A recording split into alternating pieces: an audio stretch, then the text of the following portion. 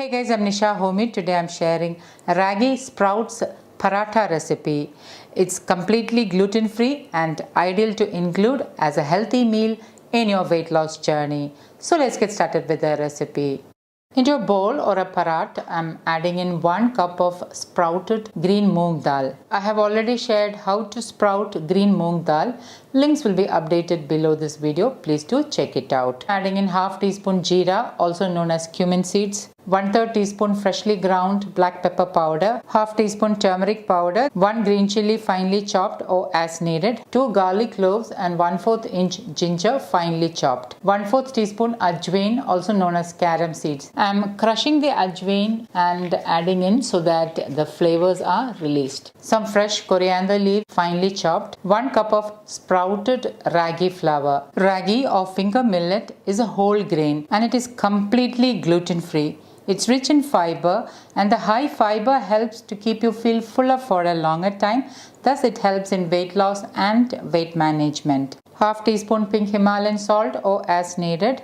And with my hand I'm lightly mixing all this really well. Now the reason why I'm using sprouted ragi flour is that ragi, once it is sprouted, the vitamin C levels tend to increase and lead to easy absorption of iron into the bloodstream. Next I'm adding in water little by little. I'm using room temperature water and mixing it with my hand. Add water little by little.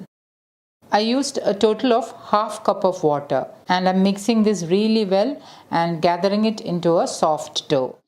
I've gathered it into a soft dough and you can see that the dough is of spreadable consistency. When I use my thumb, I can easily spread the dough like this. So this is the correct consistency. This dough can be kept in an airtight glass container in the refrigerator and it will stay good for a couple of days. I'm showing an easy method to roll out the paratha, and for that I'm using a steel lid like this. Note that the lid has a slightly raised edge. So this helps to roll the paratha into a perfect round shape. Onto the lid I'm placing a wet cotton napkin. I have divided the dough into 3 equal portions and I'm taking 1 portion of the dough and placing it onto the wet cotton napkin. I'm dipping my fingers in water and I'm spreading the dough into a round circle. And once it is spread to a round circle with wet fingers, I'm lightly leveling the top. And now it is ready to cook on the tawa.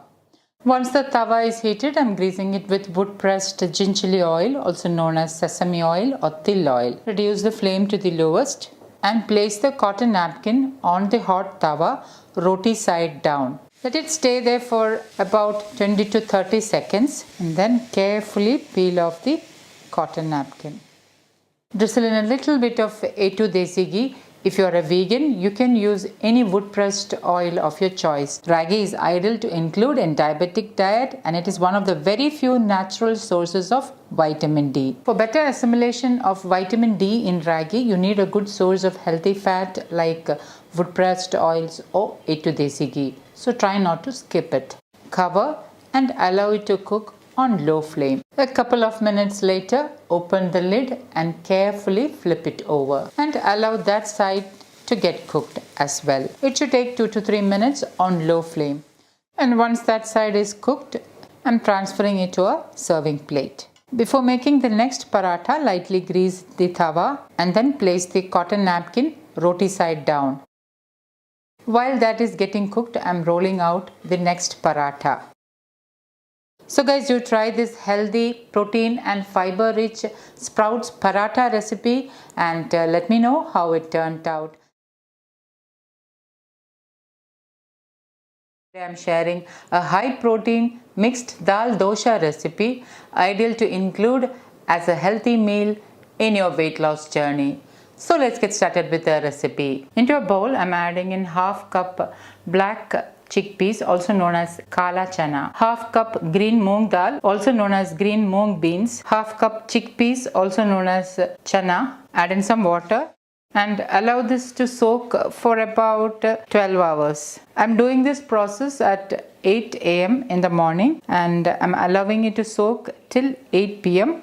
at night. After 12 hours, I'm rinsing the soaked dals thoroughly and then I'm adding it onto a strainer. And then I'm covering it with a clean, wet cotton napkin and allowing it to rest overnight or for about 12 hours. The next day morning, you can see that the moong dal has sprouted, but the white chana and black chana has not started to sprout. I'm rinsing it under running water thoroughly and then I'm covering it with the wet cotton cloth and allowing it to rest till around 8 p.m. I'll be doing this process, that is rinsing in the morning and at night between a gap of 10 to 12 hours every day. And on the third day, this is how the sprouts look. You can see that it has sprouted and my mixed dal sprouts is ready to use. You can store the sprouts in an airtight container and it will stay good in the refrigerator. To make the high protein mixed dal sprouts dosa, into my blender jar, I'm adding in 2 cups of mixed sprouts. Into this, I'm adding in 3/4 cup water, a couple of sprigs of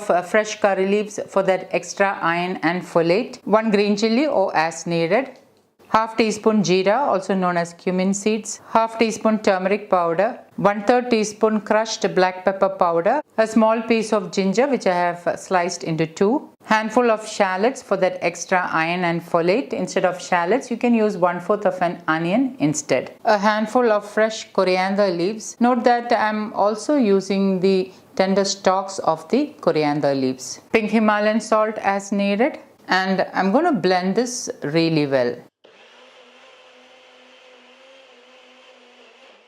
Pour the blended mixed dal dosa batter into a bowl. Into this, I'm adding in 1 to 2 tablespoons of sprouted ragi flour. Ragi is also known as finger millet or nachni in Hindi, and it is completely gluten-free. And I'm going to give this a good mix. You can see that the batter is of pourable consistency. It is neither too thick nor too thin. I'm heating my cast iron tawa and I'm lightly greasing it with wood-pressed gingerly oil, also known as sesame oil, till oil or nallenna in Malayalam. Pour in 1 to 1.5 ladleful of the dosa batter and lightly spread it out. Drizzle in wood-pressed sesame oil, or you can use A2 desi ghee instead. Cover and allow it to get cooked. A couple of minutes later, open the lid and carefully fold the dosa over and serve to a plate. I'm serving it with the homemade lemon pickle, or you can use any chutney of your choice. I've already shared many chutney recipes. Please do check them out. So guys, do try this healthy dosa recipe and let me know how it turned out. Thank you for watching, and until next time, take care. Bye-bye.